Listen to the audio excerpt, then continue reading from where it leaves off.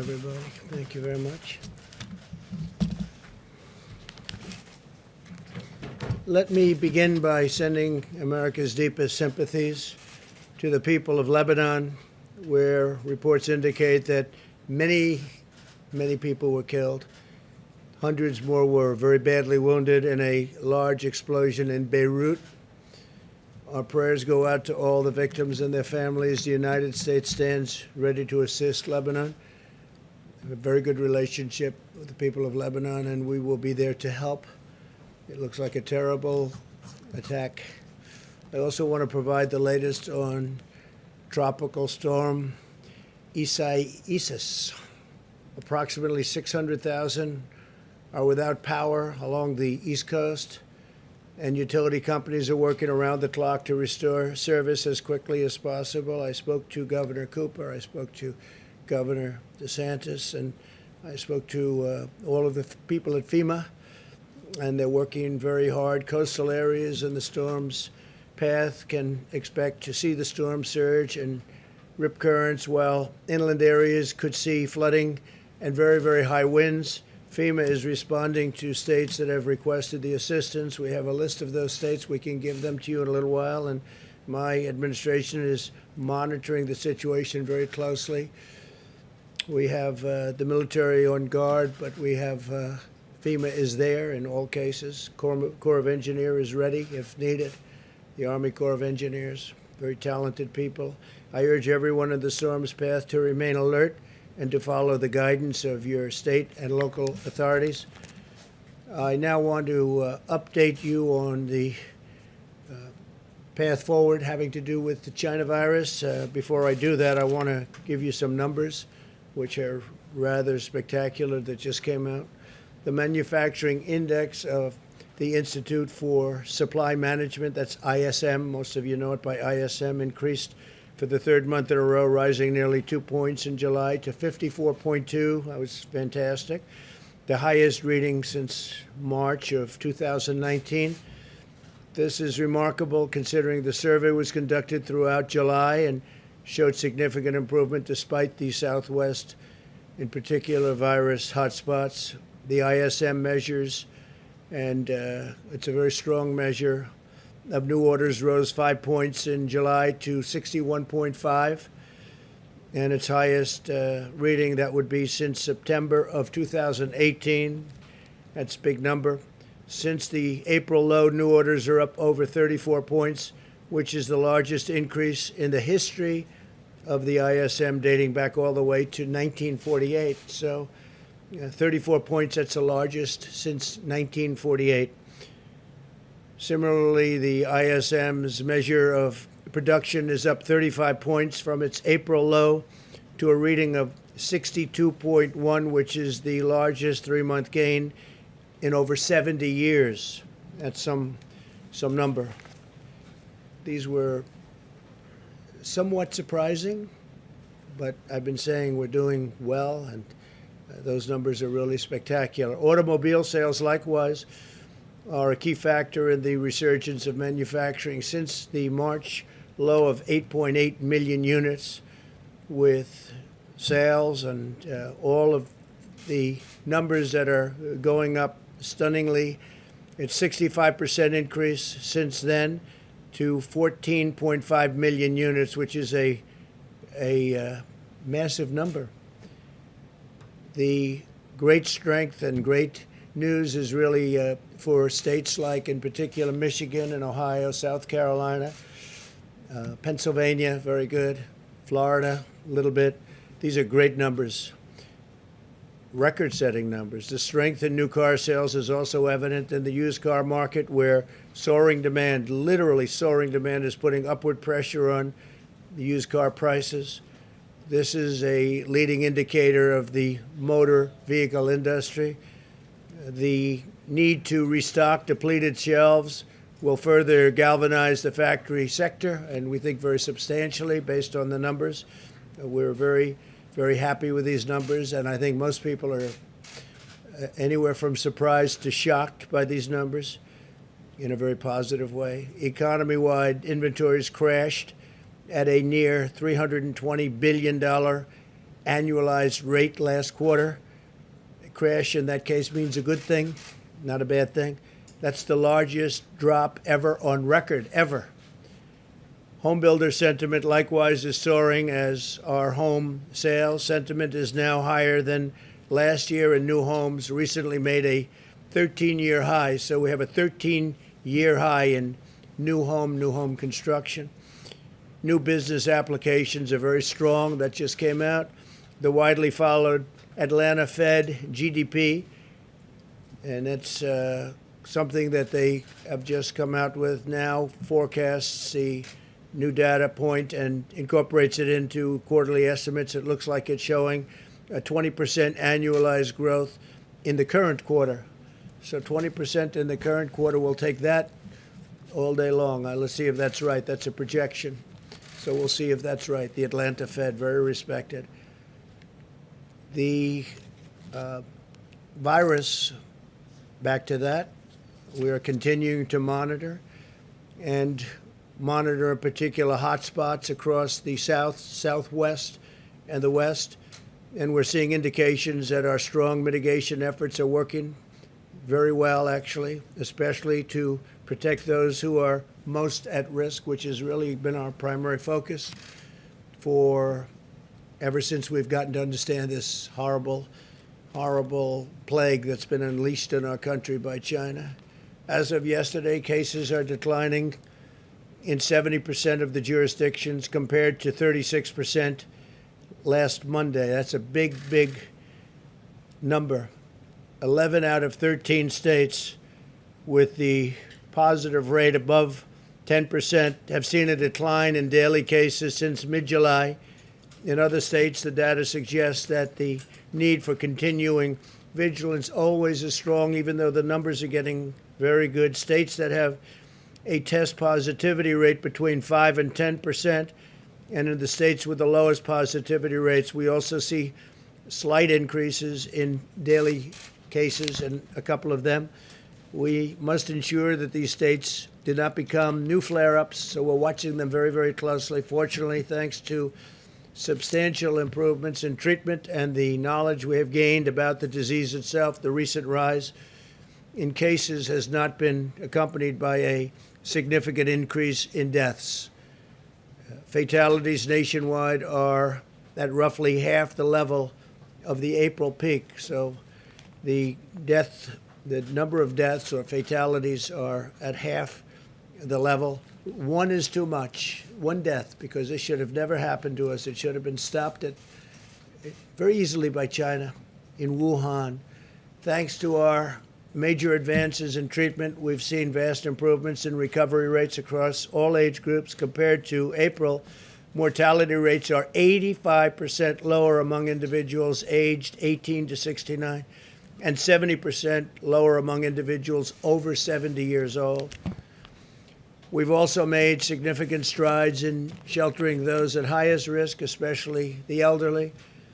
Approximately 85% of all current cases are individuals under the age of 65. Just getting some very accurate numbers on this. And these are people who are generally at a much lower risk of complications. Since the pandemic began, nearly half of all fatalities have been at nursing homes or assisted living centers. That's an incredible statistic when you hear that number.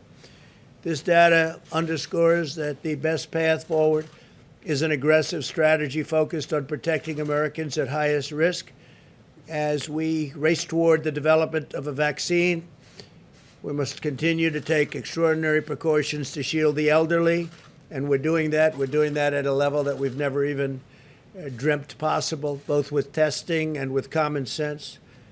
And those with underlying conditions, especially the elderly with the underlying, whether it's heart or diabetes, they seem to be the two most predominant conditions that cause tremendous problems, while allowing those at lowest risk to carefully return to work and to school.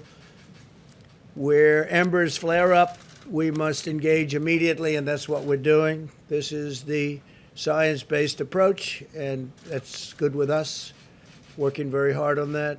an extended lockdown would fail to target resources at the highest risk populations while inflicting massive economic pain, long-lasting damage on society and public health as a whole.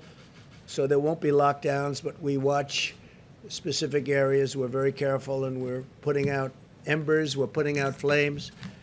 When you look at what's happening with Miami, and the numbers are going down, but Florida is going down very significantly. Texas and California are going down rather significantly. On telemedicine, as we discussed the last time, as I said numerous times during this day, it's an incredible thing that's happening. A central part of our effort to protect the elderly is to greatly expand access to telehealth so seniors can be treated from the safety of their homes. And that's what's happening. The number of Medicare beneficiaries using telehealth increased from roughly 14,000 a week to nearly 1.7 million. So from 14,000 to 1.7 million per week in total. 10 million Medicare beneficiaries have accessed telehealth services since the pandemic began. That's a tremendous thing that's happened with telehealth. As we shelter those at high risk, we are also pouring every resource at our disposal into the development of therapies and vaccines. 2 vaccine candidates are currently in the final stage of clinical trials, with several more vaccine candidates entering phase 3 in the coming weeks. And you've read and seen what's happened today. Today's news was very exciting. Through Operation Warp Speed, we're also mass producing all of the most promising vaccine candidates, and we're determined to have a vaccine very quickly. We think we're going to have something very soon. We have great companies. These are among the greatest companies in the world. But right now, they don't like me so much because I'm forcing them to drop drug prices, prescription drug prices, very massively. Some of these companies are involved in that. Some of them aren't. We're having you'll see a tremendous drop in price. We're using favored nations. We're using the rebates. We're using everything. So long I've heard about how wealthy the middlemen are. They call them the middlemen. And they are very wealthy. Nobody even knows who they are, but they're very wealthy people. And we're doing the rebates. We're doing purchases from other countries, like Canada, which buys drugs for much less money than the United States is allowed to under a very bad system. I don't call it archaic. I call it bad because it's meant really for drug companies to get higher prices. But under the system of matching that we have, if Germany has a pill for 10 cents and ours is $2, we're allowed to say we want favored nations and we want the pill for the same. The same as the lowest country in the world. If they sell to one country lower than anybody else, that's the price we're going to get. Drug companies aren't too happy about that. Big Pharma. We've also dramatically accelerated the availability of plasma therapies, steroid treatments, antivirals, and other therapies to treat the illness. Today, the NIH, we're very exciting, announced that they're beginning the trial of 2 new antibody treatments, which will take place in 40 cities across the country. We're going to move very quickly. Results look very good already, incredible results. More than 230 clinical trials for potential treatments are underway, and we've secured 500,000 courses of treatment for remdesivir. We're really doing a job with it, and it's helping a lot of people. That's why you see the fatalities and mortality numbers looking very good, relatively speaking, that is.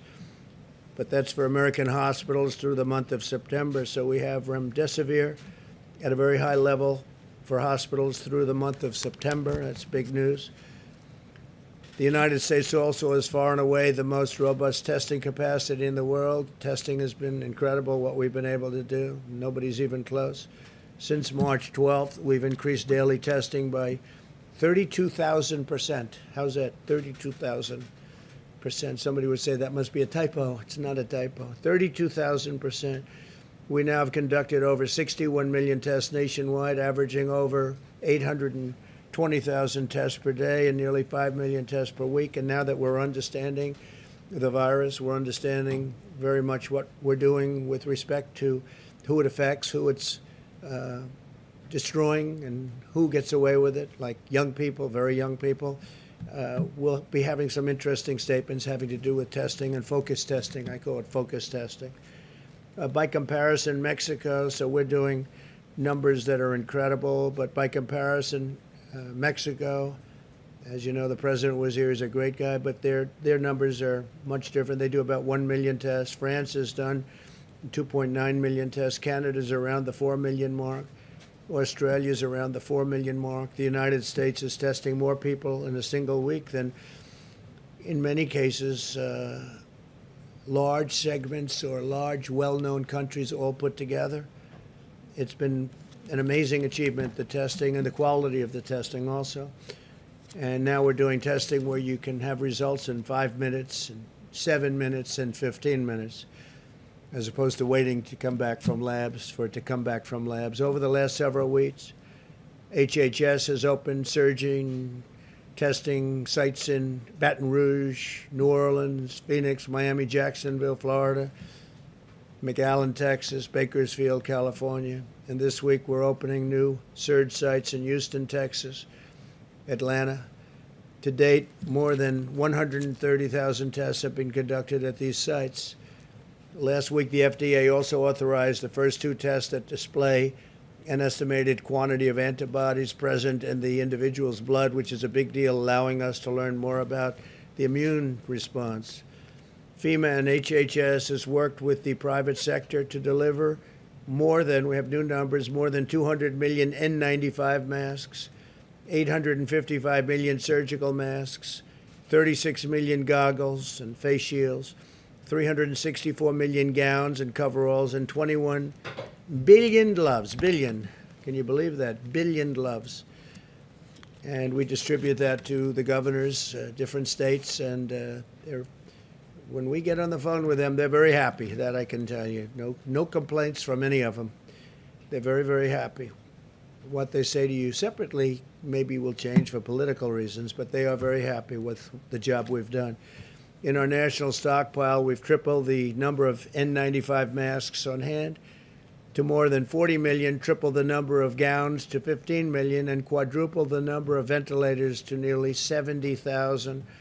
These numbers are growing every day, and we're now making thousands of ventilators, many thousands of ventilators a month, and we're getting them to other countries who are desperately in need of ventilators. They're very hard to produce. They're very complicated machines. So we're fully stocked here, and we've made sure that every state is fully stocked, but we're getting them to a lot of countries that need help. We'll continue to work with the governors and local authorities to help them ensure significant hospital capacity, protective equipment, supplies, and medicine.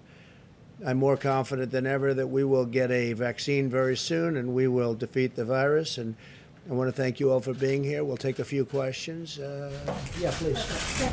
I wanted to ask you about Kodak. You had a big announcement the other day about getting Kodak into the pharmaceutical business, but the SEC is now investigating what happened.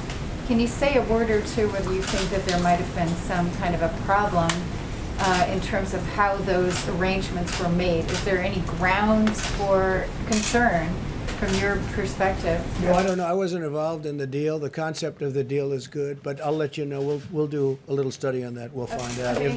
If there is any problem, we'll let you know about it very quickly. But I wasn't involved in it. It's a big deal. It's a way of bringing back a great area, too, in addition to pharmaceuticals. Kodak has been a great name, but obviously pretty much in a different business. And so we'll see what that's all about, but we'll let you know very quickly. Yeah, please. I just want to follow up before I ask a coronavirus question on Lebanon. You called this an attack. Are you confident that this was an attack and not an accident? Well, it would seem like it based on the explosion. I've met with some of our great generals, and they just seem to feel that it was. This was not some kind of a manufacturing explosion type of event. This was seems to be, according to them, they would know better than I would, but they seem to think it was a attack. It was a bomb of some kind, yes. Interesting. And on coronavirus, you've talked a lot about, when you talk about the mortality rate, the deaths as a proportion of cases, which I understand that is significant when you look at how deadly the virus is or how good a country does at keeping people alive who get infected. But when you're talking about the scope of this virus, when you look at the percentage of the population that's died, there's only 3 countries that have more deaths than the U.S. So how do you explain that why the percentage of the population who's died is so much higher in the U.S.? Well, I think actually the numbers are lower than others. I'll get back to you on that, but we proportionately are lower than almost all countries. We're at the bottom of the list. And we're, relative to cases also, we're at the bottom of the list, which is a good thing being at the bottom of the list. But I can get back to you. We have about 4 or 5 different lists on that. And we're generally speaking at the very bottom of the list. So I'll get back to you. When I look at the Johns Hopkins, Coronavirus Resource Center on their website, it says the most affected countries, when you look at deaths per 100,000 people of the population, so how many people of the population have died, you have the UK, Peru, Chile, and then the US. Canada has 8,000, 9,000 deaths. Obviously, they're smaller than us, but that's only 6% of the population. That's 6% of our total cases. So why aren't the deaths so much higher in the U.S.? Well, a lot of our numbers were based on the New York had a very tough time, as you know, New York, New Jersey, that area. And when you take them out, just as an example, take a look at Florida relative to New York. That's not to say anything wrong with New York. It was just a very tough place. People are close together. It's crowded. It's not easy. But when you take that out, our numbers are among the lowest. And even with it in, I will get back to you, but we have among the lowest numbers. They've done a fantastic job on it. Yeah, please. Yep. Go ahead. Yes, Mr. President. I would like to ask a question about the election, but one thing on unemployment first. Are you considering taking executive action to extend or rather reinstate the unemployment benefits that expired last week if Congress can't get a deal by the end of the week? Yes. And as a general point, what rate then would you want in there? A percentage or flat rate? We are looking at it. We're also looking at various other things that I'm allowed to do under the system, and such as the payroll tax suspension.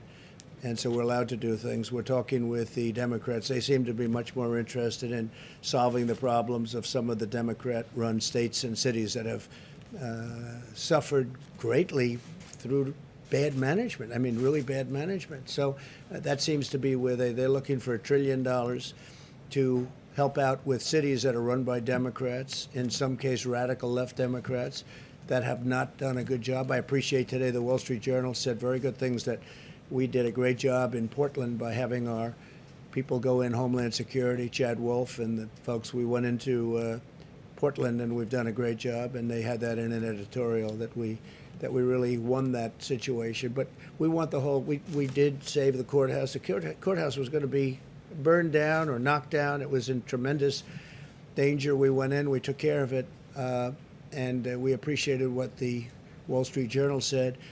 As far as the various things that I may or may not sign, I may not have to sign. I mean, progress is being made, as you know very well, in the Hill. We'll see what happens. But I have the right, including the payroll tax suspension. We may do some things. We want to take care of the eviction problem. People are being evicted very unfairly. It's not their fault. It's China's fault. It's not their fault.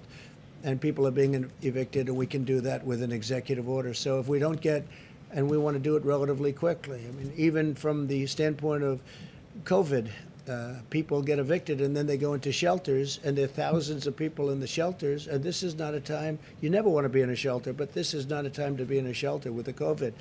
They catch it, they get it, and it's no good. So I may have to do something on evictions too, because the Democrats amazingly don't want to do it. We offered them short-term deals, and we offered them lots of alternatives, but so far, the only thing they really want to do is bail out states that have been poorly managed by Democrats. Okay? And if I could on the election, sir, can I? President Trump, on the sale of TikTok, you're basically arguing that the U.S. government is going to collect a cut from a transaction including 2 companies in which it doesn't hold a stake in. That's unprecedented. That's never happened in U.S. history before, and the administration has offered very little explanation about how that's going to work. Can you back your statement up and provide specifics about how that would work? Did you say that's impressive? Did you actually use that term? I said it's unprecedented. Oh, well, it's almost the same thing. Not quite. I like it. I like impressive. I like impressive. Not quite. Close. So TikTok. TikTok is very successful. It does tremendous business in the United States. People are riveted by it. I mean, I have many friends, when they saw that announcement, they're calling. I think their kids love it. They don't, because they don't get to see their kids anymore. But they are. It's an amazing thing, whatever it may be. And I told Microsoft, and frankly others, if they want to do it, if they make a deal for TikTok, whether it's the 30% in the United States or the whole company, I say it's okay, but if you do that, we're really making it possible because we're letting you operate here. So the United States Treasury would have to benefit also, not just the sellers. And I said, inform. Very simple. I mean, we have all the cards because without us, you can't come into the United States. It's like if you're a landlord and you have a tenant, the tenant's business needs a rent. It needs a lease. And so what I said to them is whatever the price is, a very big proportion of that price would have to go to the Treasury of the United States. And they understood that. And actually, they agreed with me. I mean, I think they agreed with me very much. Yeah, please, in the back. Thank you, sir. So that deal may or may not happen. We've given them till September 15th or so. And we'll see if we can have it and if they can be great security, meaning the obvious security. Microsoft would be a company that would be good in that respect, or approved in that respect at many levels, including working with the Department of Defense. And, they have very high-level approvals. So it would be good, but there are other companies also. Yes, please. Thank you, sir. Have you or anyone in the administration reached out to other companies aside from Microsoft to see if they're interested? No, we've had other companies call us. Microsoft called me directly, and we've had other companies call. I don't know where they are. It sounds like Microsoft is along the way of doing something. I don't blame them. It'd be, it's a great company. It's really a great company. But we cannot take the security risks of any of those companies, including Huawei, which, as you know, we put a halt to. But we can't take the security risk. I think our attitude on China has changed greatly since the China virus hit us. I think it changed greatly. It hit the world, and it shouldn't have. They should have been able to stop it. So we feel differently. I just don't know. When you lose so many thousands of people, and ultimately it'll be millions of people around the world. It's a terrible thing that happened to the United States and Europe and the entire world. Really a terrible thing. Yes, please. Thank you, Mr. President. I have two quick questions, one on the virus and one on policing. On the virus, you said recently that there can be too much testing. Can you explain what the downside would be from testing too many Americans for the virus and why you haven't provided a date by which all Americans might have the same kind of testing that we have here at the White House? Well, we do more testing than anybody in the world, as I explained, and I don't mean just a little bit. If you look at India, they're at about 11 million, and we're at 61 million. And there comes a point when you want to focus your testing in a different way, and we'll be announcing some. What we've done is incredible with the testing. Not only the testing, not only the number of tests, but also, very importantly, the quality of the test and the machinery itself to do the testing. Nobody thought it would be possible to get a 5-minute and a 15-minute result. That's a very accurate result, and we do with Abbott. Abbott Laboratories has done a great job. Many of these companies have done an incredible job. So we're looking at that very strongly, and we're looking at doing something that if we do it, look, right now what the testing is doing is helpful, but we're spending massive amounts of money, and we want to have it channeled very accurately. We want to be able to help the most people we can. But we are testing at a level that no country in the world, and I've spoken to the leaders of the world, and they'll ask me about it, no country in the world thought it would be, it's even believable that we're able to test so much. 61 million versus, most countries don't even test. When they test? When somebody's feeling badly. If somebody's feeling badly, they're symptomatic, that's when they test. And that's a big difference. With us, we go around and looking, because if we find spots, we find hot spots. One problem is, from the standpoint of the media, we end up with far more cases than we would normally show. So it's, as I called it the other day, in a statement, I said it's called media gold. For the media, it's gold. But the truth is, we've done an incredible job in testing. Nobody in the world has done the job. Other leaders have told me the same thing. They can't believe we were able to do it. And we will continue, but we want to really be able to test very specifically the people that are in most danger, most in need. Please, All right, please, Mr. go ahead. President. Thank you, Mr. President. I wanted to ask you first about what you tweeted out earlier today in regards to Florida. and your comfortableness as it relates to mail-in ballots for Florida. Okay, I'm glad What- you're asking. Why does that apply to Florida and it doesn't apply to mail-in balloting across the country? So Florida's got a great Republican governor, and it had a great Republican governor. It's got Ron DeSantis, Rick Scott, two great governors.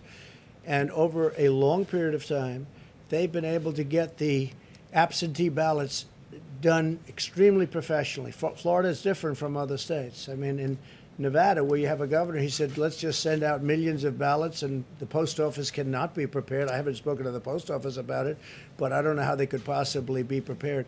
Florida has been working on this for years, and they have a very good system of mail-in, and that would be absentee or even beyond absentee. So in the case of Florida, there aren't too many people that would qualify. They're so well run. Florida's a very well run state, low taxes, low everything. They've done a great job, really a great job. And the two governors, between the both of them, they've really got a great system of absentee ballots, and even in the case of mail-in ballots, the postal services are built up there. You know, it takes a long time. When you look at the Carolyn Maloney election, I think and I'll give you the story, I think you have to do that election over. That election's no good. You have to take a look in New York. They have thousands of ballots. They don't know what happened to them. Is there fraud? It's a disaster. And that's only for a relatively small number of ballots. But I think they have to do the election in New York over. The Times wrote a big story about it yesterday, front page story. It's a disaster. It's a mess. And they have to do that. I think they have to do that election over. Nobody can know what the election result is. So in the case of Florida, they've done a great job. They've had tremendous success with it. But they've been doing this over many years, and they've made it really terrific. So for Florida, you can mail in your ballots. You don't have to go. In maybe a couple of other states, they've worked out a system. But this took years to do. This doesn't take weeks or months. In the case of Nevada, they're going to be voting in a matter of weeks. And you can't do that. I can't imagine the post office could do it. All of a sudden, they're supposed to be dealing in millions of ballots.